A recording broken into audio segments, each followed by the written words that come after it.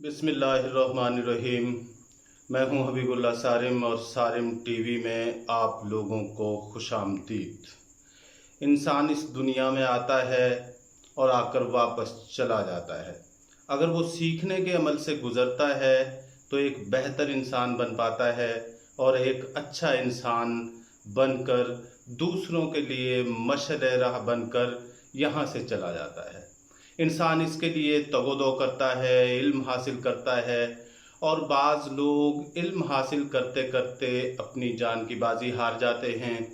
अगर इंसान अपनी तरबियत करता रहे और देखता रहे कि क्या चीज़ अच्छी है और क्या चीज़ बुरी है, तो इंसान एक बेहतर इंसान में तब्दील हो जाता है और एक बेहतर इंसान एक आला इंसान में बदल जाता है। तो आज मैं 4 चीज़ों का ज़िक्र करूँगा जिन पर शायद ही कभी अमल हुआ हो। अगर इन 4 चीज़ों पर अमल कर लिया जाए तो फिर शायद बहुत सारी चीज़ें ऐसी हैं जिससे मुआशरे में शिकवा शिकायत ख़त्म हो सकता है, क्योंकि ये 4 चीज़ें इंसान से रिलेट हैं, इंसान से जुड़ी हुई हैं। मैं ये नहीं कहता है कि यही हतमी चीज़ें हैं, लेकिन अगर इनको गौर से सुना जाए और इन पर अगर गौर किया जाए तो फिर ये एक आला इंसान की खूबी का पहला कदम भी बन सकती हैं।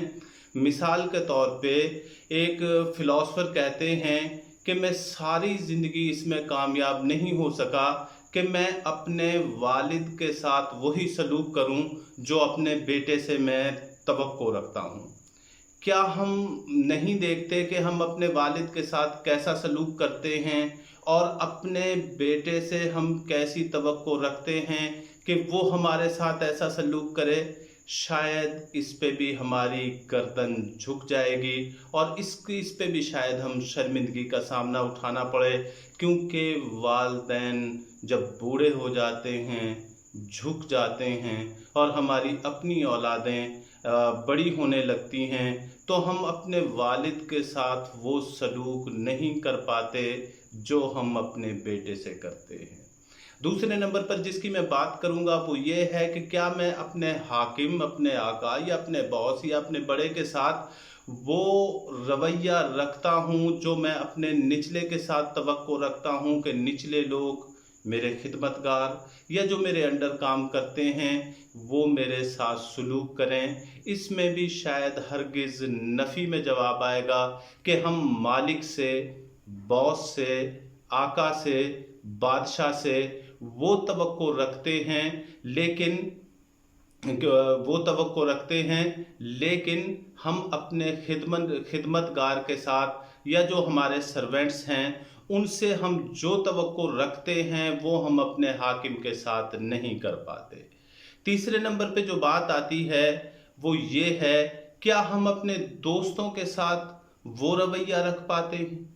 क्या हम अपने दोस्तों के साथ ऐसा सलूक करते हैं कि जैसा हम चाहें कि दोस्त हमारे साथ करें? बिल्कुल भी ऐसा शायद नहीं है। हम अपने दोस्तों से अच्छाई की तवक्को रखते हैं, मुसीबत में साथ देने की तवक्को रखते हैं, लेकिन क्या हम ऐसा कर पाते हैं जवाबन जैसा हम चाहते हैं कि दोस्त हमारे साथ करें? शायद इसका जवाब भी नहीं में आएगा।